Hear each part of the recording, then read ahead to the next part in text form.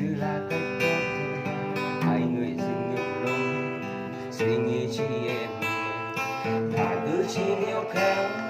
Khi cuộc tình ta đã héo khô, anh phải lùi lại một bước. Trả cho em sự tự do, trả cho em những lời nói dối, trả cho em những vết thương em sẽ ngăn nắp vào anh bao ngày. Người dừng không gần quan tâm, yêu đương gì đâu hỏi thăm. Hôm nay anh vấp ngã chỉ biết nhìn xa xăm. Ngày ấy là lựa chọn tuyệt vời của em thì em hãy ngước nhìn về bên đấy, cớ sao lại nhìn về bên này. Có chắc sự tự do em nói với anh cũng như ý, em xem anh là nơi em thích đi đến công ty. Em có bao giờ nghĩ là anh đắn đo bao năm tháng, anh không hề than trách hay níu kéo em dù nửa lời. Bởi vì yêu em thôi nên anh phải nắm thôi, nắm sao những mong muốn nhất thời của em vậy thôi.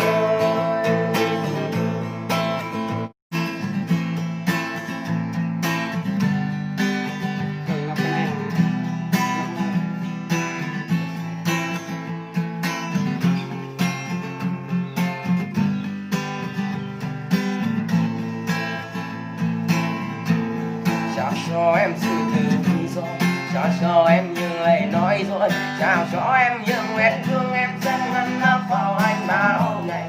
Người dừng không còn quan tâm, yêu đương gì đâu hỏi thăm.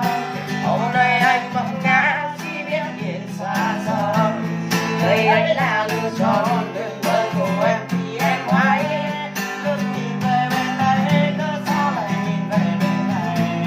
Có chắc sự tự do em nói với anh cũng nghĩ, em sẽ là nhà nơi em thích đi đến cùng đi. Em có bao giờ nghĩ là anh đợi đâu bao năm tháng, anh không hề than trách hay níu kéo em dù nửa đời. Bởi vì yêu em thôi nên anh đành phải ngước ngồi, ngước sao những mong muốn nhất thời của em vậy thôi. Ngày ấy là lựa chọn tuyệt vời của em thì em hãy ngước nhìn về bên ấy, cớ sao lại nhìn về bên này. Có chắc sự tự do em nói với anh cũng như ý, em sẽ anh là nơi em thích đi đến cùng đi. Em có bao giờ nghĩ là anh đắn đo bao năm tháng, anh không hề than trách hay níu kéo em dù nửa lời. Bởi vì yêu em thôi nên anh thật phải ngước người, gấp sao những mong muốn nhất thời của em với thôi. Gấp sao những mong muốn nhất thời của em vậy thôi.